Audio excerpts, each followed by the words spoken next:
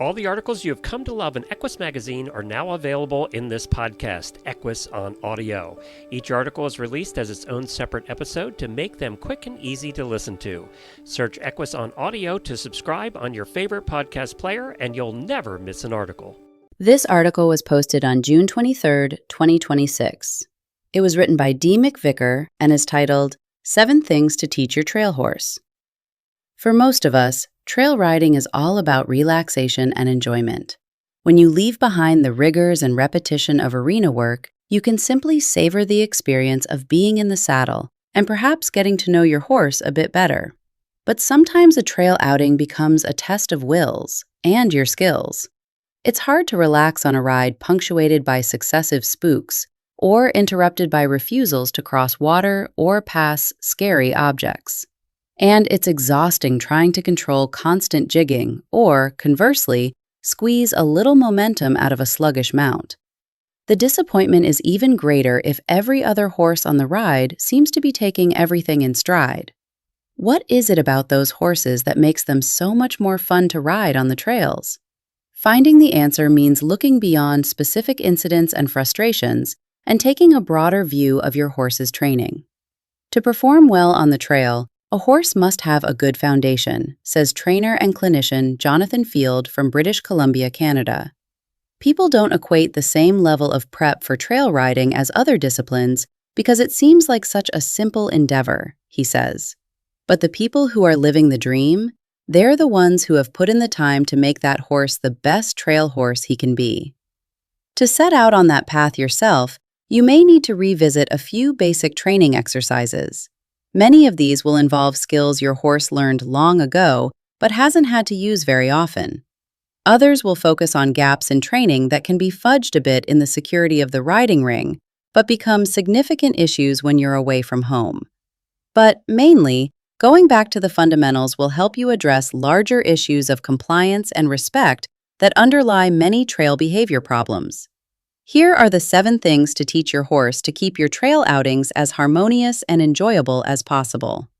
1. Teach your horse to load willingly.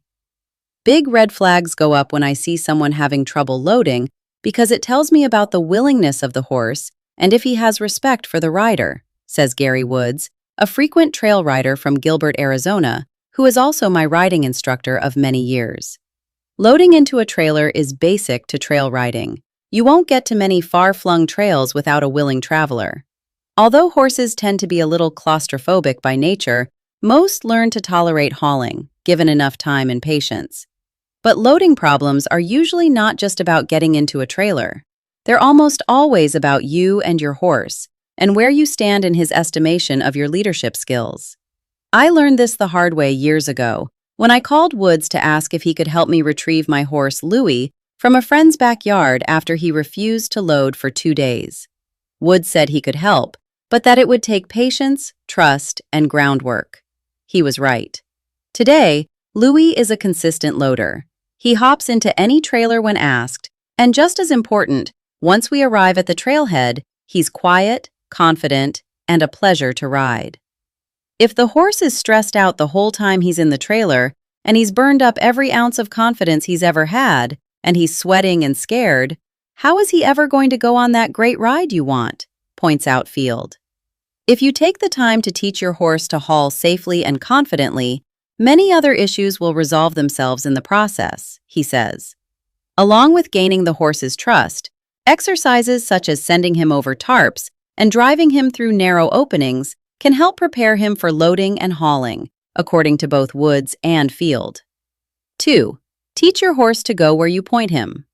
A good trail horse will go willingly over obstacles, around rocks, down canyons, and especially through water.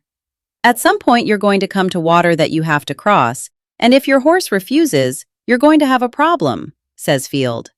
Some horses are willing to cross water and go where you point them, either by training or by nature. Woods says he can tell a lot about a horse's willingness by his response to pressure. If I touch his rib cage, I expect the horse to move over. If he doesn't, that doesn't mean I can't teach him to move off of pressure, but a good trail horse will already have that ability, he says. An unwilling horse is one of the more common problems for trail riders, but it's also one of the more fixable ones, given the right training and leadership. Both Woods and Field do leading exercises to get the horse in sync with his handler's body language. If I'm not able to control the path on which my horse walks from the barn to the stall, why is he going to pay attention when we get out there and things get a whole lot more interesting? Points out Field, who expects his horses to walk stride for stride with him, just as they would with the herd. By having that level of sensitivity to the herd and awareness to every movement, they have no time to focus on anything else. Their focus is locked in on me, the leader, he explains. 3. Teach your horse to come back to neutral. A good trail horse will keep a cool head no matter what is happening around him. A mare in season, a barking dog, or a small-scale mutiny among the other horses on a ride, any of these situations can turn ugly if your horse overreacts. I see this happen a lot. A horse in the group becomes animated and starts bossing other horses around, and someone's horse explodes as a result, says Field. Some horses naturally have a calm and willing disposition, yes, but training, leadership, and riding with intention can help to diffuse any horse and bring him back to neutral in eventful situations. So many recreational riders are just going along. They're not active in their intention, and the horse feels he has to look out for himself as a result, says Field.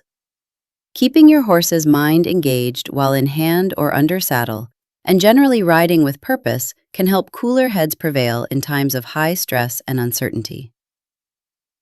4. Teach your horse to be careful about where he puts his feet. He has 4 of them, and he should know where they are and where you want him to put them next, says Woods. This is especially important when your horse is asked to scramble down a steep canyon of loose rock or to scoot around, say, a moving bike or low-hanging branch. I had some time to think about this recently as a small group of us braved a too-narrow mountain pass with a steep drop-off on one side. I remembered my conversation with Woods years ago, at a frustrating time when just about everything needed to be trained in or out of my little brown horse. "Give me one good reason why I should keep him," I said to Woods, who replied, "Because he is sure-footed." He was right, of course. Over the years, I've spent more than a few anxious moments in the saddle, thanking my lucky stars that my horse could keep all 4s on the ground during incredible circumstances and on tough terrain. But what if your otherwise trail-worthy horse trips from time to time and sometimes seems a bit unstable? Woods and Field suggest getting him to pay attention to his feet by asking him to step over crossrails, around poles, and through obstacles of all kinds, and the more uneven the ground, the better. I'm never quite comfortable with a horse who's raised on the flat because it's like riding 2 horses. He's bound to be out of balance so that if he gets in trouble on the front end, his back end can't help him. Horses like this get trippy, observes Field. He likes to back his horses up hills and down hills, and to get them to lift up their feet and round their backs when possible. I want to see them get worked up and down hills in hand to figure out how to get themselves balanced, so that by the time I get on them, they have a pretty good idea where to put their feet, he adds. 5. Teach your horse to overcome his flight instinct. One day you'll be ambling along the trail and, in the blink of an eye, you'll come across a bear or deer, or, more likely, a bush with fangs. Your horse's split-second reaction should be to stop, not bolt, and to wait for your cue. If I can wriggle the rein and his ear comes around as if to say, "Yes, I'm here," that's good. But if I try to wriggle my rein or touch him with my leg and he doesn't move, that's not good, says Field, explaining that a refusal to move is almost as bad as a bolt, and, in fact, is a precursor to a bolt. Anybody who has started young horses knows that the longer the horse takes to take his first step, the more he is going to come apart when he does because he's stored up energy, he explains. Of course, you can't expect that your trail horse will never spook, but you'll want to teach him not to overreact when he does. He is going to spook at some time, so the question is, how big is his reaction, and how long is it going to be before he's okay with it, says Field. Simple observation can tell you a lot about how a horse reacts to new stimuli. Is he explosive without warning? Or does he take things in stride? Does he get worked up slowly and remain in a heightened state of alert for a long period? Or does he snort, approach the object of concern, and return to a more relaxed state within no time? Easygoing horses who quickly recover from surprises make the best mounts for trail riding, but it's wise to spend time building any horse's confidence.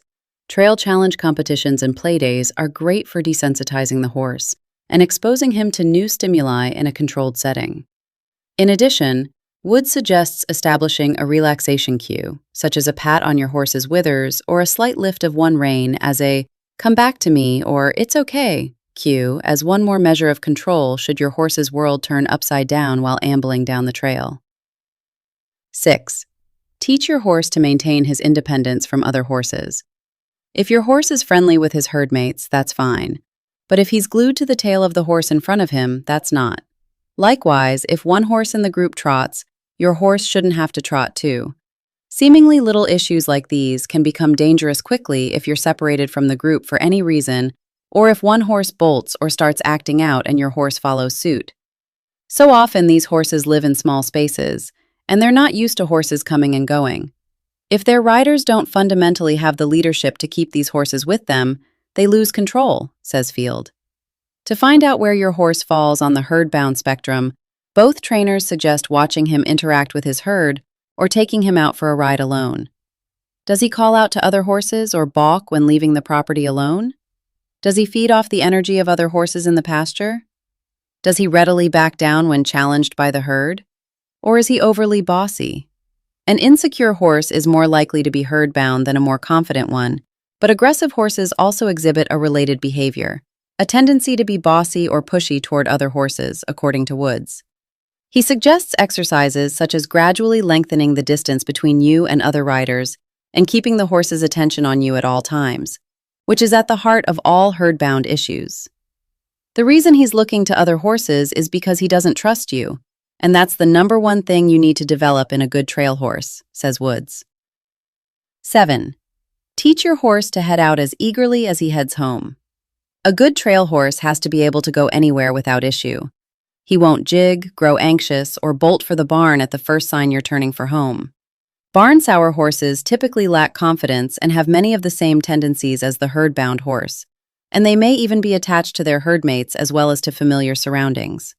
Horses who are more curious by nature or have been exposed to different environments early on are more likely to adjust to the novelty of trail riding, while habitually barn-sour horses are more predisposed to be anxious in new settings and situations, according to Field.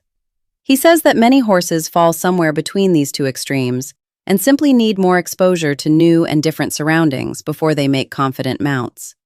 A lot of horses live in 10 by 10 foot pens, and suddenly they're put out on the side of a mountain somewhere with little or no preparation whatsoever. You have to be willing to prepare them for trail riding like you would any other activity, says Field, who advises ponying a young horse with a more experienced, confident horse when possible.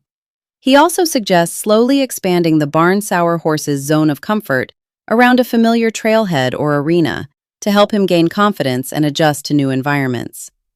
There's one last thing you'll want your trail horse to have, but it's not something you teach with lessons or exercises. It's a good attitude. A good attitude trumps all other desirable characteristics in a trail horse, simply because with the right attitude, he is more inclined to load willingly, get along with other horses, and keep his cool during times of excitement and uncertainty. A good attitude means he's confident in his abilities as a trail horse, and he's enjoying the ride to the extent that any horse can. No doubt your horse has already let you know his feelings on the matter. If he's difficult to catch, balks or pins his ears at the merest suggestion that you'll be saddling up for a trail ride, he could be telling you he doesn't like his job, and it might be time to reconsider his trail prospects. But if he nickers to you when you hook up the trailer, greets you at the gate, and practically puts on his halter himself when you go to catch him, you can be fairly certain he likes to trail ride. A trail horse with this kind of attitude is worth his weight in gold.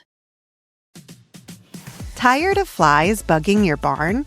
Kill flies before they hatch with Fly Predators, nature's fly-fighting bugs that kill as many as 70,000 flies with a single delivery.